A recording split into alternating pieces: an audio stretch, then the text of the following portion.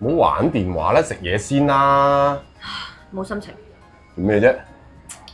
我個 friend 咧乳癌復發，佢好唔開心，咁我咪諗住上網幫佢揾下啲資料咯。哦，HER2 陽性轉移性乳癌，係啊，我哋揾個教授幫下佢咪得咯。好喎，喺邊啊？呢度。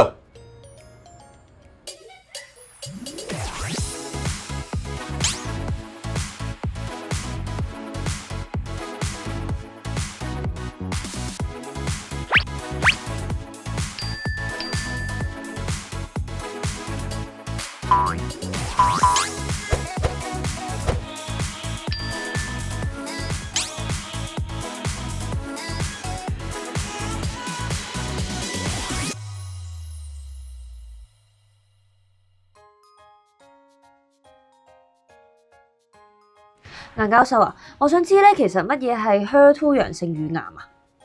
HER2 陽性乳癌就表示個乳癌帶有 HER2 型嘅受體啦，係有過分嘅表達嘅。HER2 嘅意思咧就係人類表皮細胞受體二型嘅意思。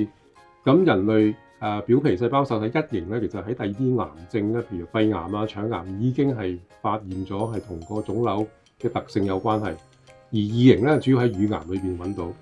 咁如果佢有過分表達嘅話咧，個細胞表面就會好多呢啲受體啦，佢會接收唔同嘅信息，將啲信息傳遞入去細胞核，令到個細胞會增生啦、增長啦、擴散啦，甚至容易復發。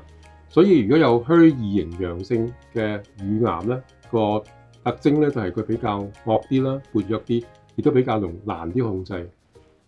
咁顏教授，你啱啱就話咧會擴散，咁其實主要會擴散到啲乜嘢部位咧？其實乳癌嘅擴散都好廣泛嘅，可以涉及唔同嘅器官，包括淋巴結啦，包括肺部啦、骨啦、肝臟啦，亦都去到腦部、中樞神經。而因為咁容易擴散咧，針對 HER2 型嘅治療，我哋一定要用好多唔同嘅方法。最主要我哋用一啲標靶治療啦，因為傳統上化療咧對佢嘅效果唔係最理想嘅。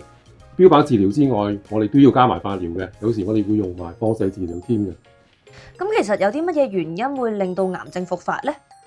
我哋治療上邊咧，我哋用好多有好強力嘅治療啦，咁希望可以殺死潛在嘅癌細胞啦。但係癌細胞咧，佢亦都好醒目嘅，佢有時會識得避，將自己咧做變咗一個冬眠期，變咗我哋有強度高嘅治療咧，未必可以喺佢休息嘅時間消滅到佢。咁所以有時佢會逃避到我哋嗰個強度高嘅輔助性嘅治療，引致個細胞剩翻喺度，會遲啲會復發。亦都係因為佢亦都有演變到一個基因嘅變異啦。咁本來佢帶有某一個基因，而佢會轉咗第二個基因，令到我哋原本俾佢嘅治療針對性就打咗折扣啦，所以容易復發。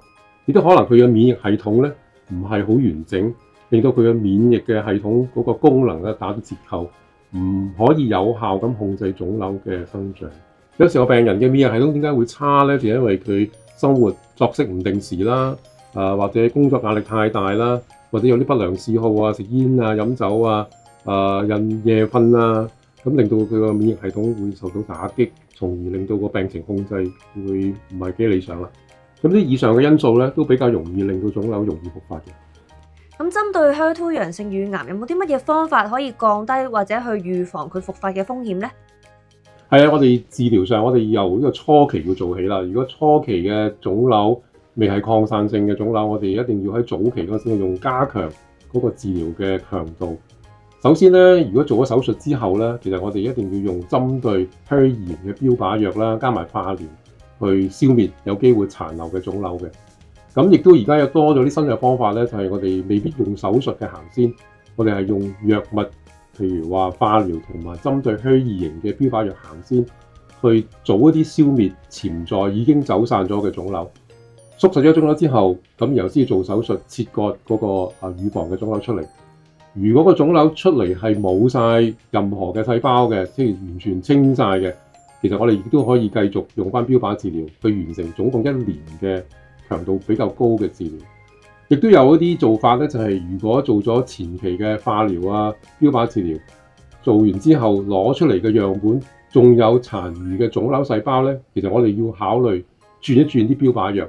用第2代嘅標靶藥，希望可以更加好去去消滅有機會剩下嘅癌症細胞。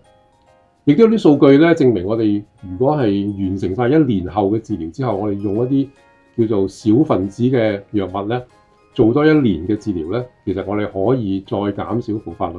咁呢啲都係我哋喺早期嘅癌症，用一啲強度比較高、針對性、精準咁打擊 HER2 型陽性嘅病人，我哋可以得到比較好嘅存活率啦，亦都可以減少佢嘅復發。咁當然，如果我哋病人更加可以配合翻我哋個治療啦，希望可以有一個定期嘅休息啦，提高佢自己嘅免疫嘅功能啦，減少食煙啊、飲酒啊、作息定時啊，做多啲運動，或者可以控制下體重，飲食方面做啲再着墨多啲，其實亦都可以幫助整體治療嘅效果。鄧教授話其實係咁嘅，因為我個朋友就係不幸復發咗 HER2 陽性乳癌，其實佢可以點樣醫呢？其實都好多藥物可以治療佢嘅，唔使咁擔心。咁我哋亦都好有規範地，而家我哋有第一線、第二線、第三線同第四線嘅治療，可以俾提供病人有唔同嘅治療方案。譬如第一線治療，我哋點呢？我哋可以用針對 HER2 型嘅標靶藥啦，同埋化療，我哋可以有效地控制到個病。咁當然而家亦都有啲研究指出呢，我哋有啲新啲嘅治療方案。譬如我哋有一隻叫做 ADC， 英文叫 ADC， 就係我哋叫做抗體同埋藥物嘅複合體。咁呢啲藥物咧，本來我哋擺喺第二線嘅，咁但係而家發覺個研究數據證明佢比第一線嘅治療更加有效。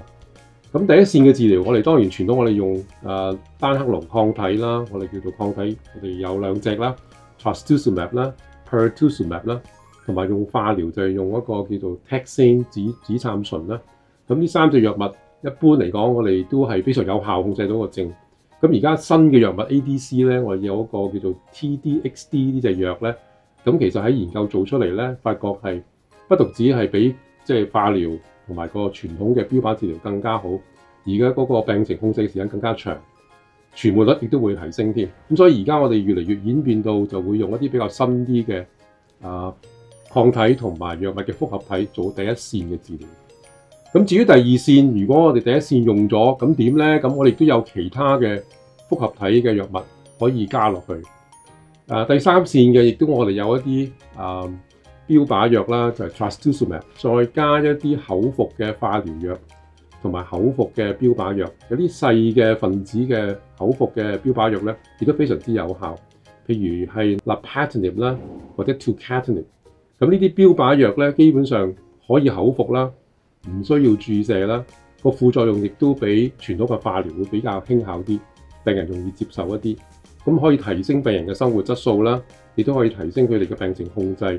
咁呢啲治療亦都喺香港都有嘅，咁所以我哋而家手頭上，我哋唔係怕冇咩藥可以醫到病人，而係要揾一個最啱病人嘅身體病情，去揀一個最個人化嘅合適佢嘅治療方案。咁你就可以叫你朋友唔好太擔心啦。